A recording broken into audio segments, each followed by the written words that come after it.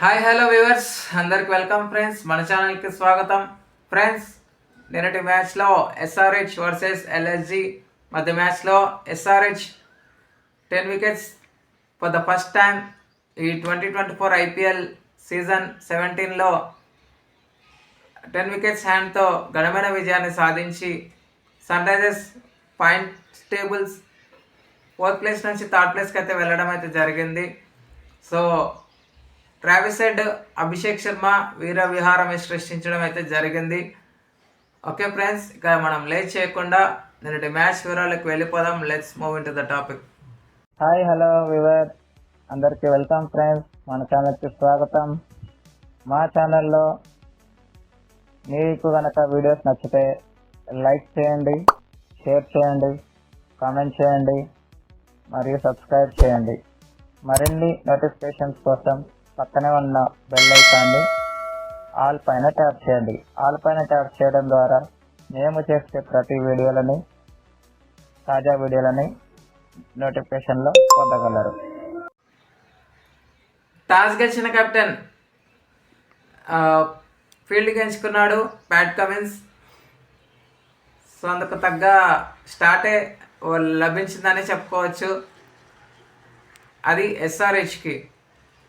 ఇనీషియల్గా డికాక్ తన ఫామ్ని అయితే కోల్పోవడం అయితే జరుగుతూ వస్తుంది.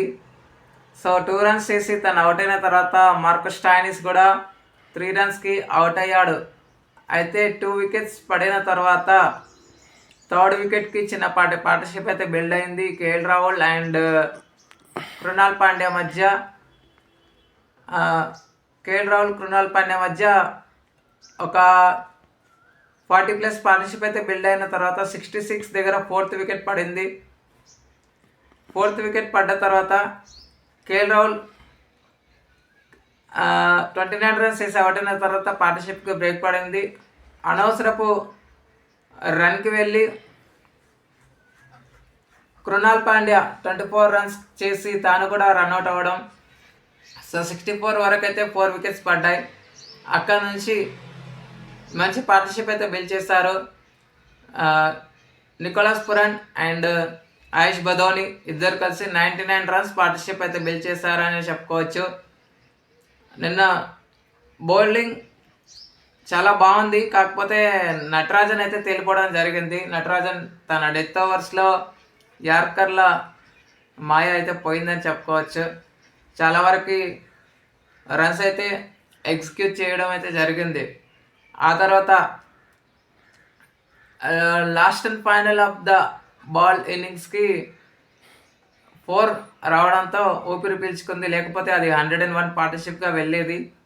సో 99 runs పార్ట్నర్షిప్తో సరిపెట్టుకుంది. 166 ఫర్ ద లాస్ ఆఫ్ 4 wicketsగా ఉంది 20 overs అయిపోయేసరికి. భువనేశ్వర్కి 2, ప్యాట్ కమిన్స్కి 1, ఒక రన్అట్ రూపంలో అయితే కోల్పోవడం అయితే జరిగింది. లక్ష్య చేతన్ను ఆరంభించిన సన్ రైజర్స్కి మాత్రం వికెట్లు కోల్పోకుండా 9.4 ఓవర్స్లోనే మంచి విజయం అయితే సాధించడం జరిగింది. ఇద్దరు కూడా తలా ఒక 50 అయితే కంప్లీట్ చేసుకున్నారు. ముఖ్యంగా 3 ఓవర్స్లో 3.4 ఆర్ 3.5 ఓవర్స్లోనే వీళ్ళ స్కోర్ 58గా ఉంది. ఆ తర్వాత పవర్ ప్లే ముగిసేసరికి 100+ అయితే దాటింది. సో అక్కడ నుంచి కౌంటర్ అటాక్ ఎక్కడ కూడా ఆగకుండా సునామీ సృష్టించారని చెప్పుకోవచ్చు. బౌండరీస్ అండ్ సిక్సర్స్ రూపంలోనే 148 runs అయితే రాబట్టిందంటేనే ఇక అర్థం చేసుకోండి వీళ్ళ అటాకింగ్ గేమ్ ఎంతవరకు ఉందనేది. సో ఇక ఎక్స్ట్రాస్ విషయానికి వస్తే ఎస్ఆర్హెచ్ 4 extras ఇవ్వగా ఎల్ఎస్జి 3 extras మాత్రమే ఇవ్వగలిగిందని చెప్పుకోవచ్చు. అయితే player of the match award మాత్రం 88 runs చేసినటువంటి ట్రావిస్ హెడ్ని వరించిందని చెప్పుకోవచ్చు. ఓకే ఫ్రెండ్స్, ఈరోజు Punjab Kings versus royal Challengers Bengaluru మధ్య మ్యాచ్ అయితే ఉంది. ఈ మ్యాచ్ ఎవరిని విజయం వరుస్తుందని మీరు అనుకుంటున్నారో కామెంట్ బాక్స్లో కామెంట్ చేయండి. Thank you friends. ఇలాంటి అప్డేట్స్ కోసం ఛానల్ని సబ్స్క్రైబ్ చేయాలి, కామెంట్ చేయండి. మరొక అప్డేట్తో మేము ఉంటాను ఫ్రెండ్స్. అంతవరకు సెలవు, నమస్కారం.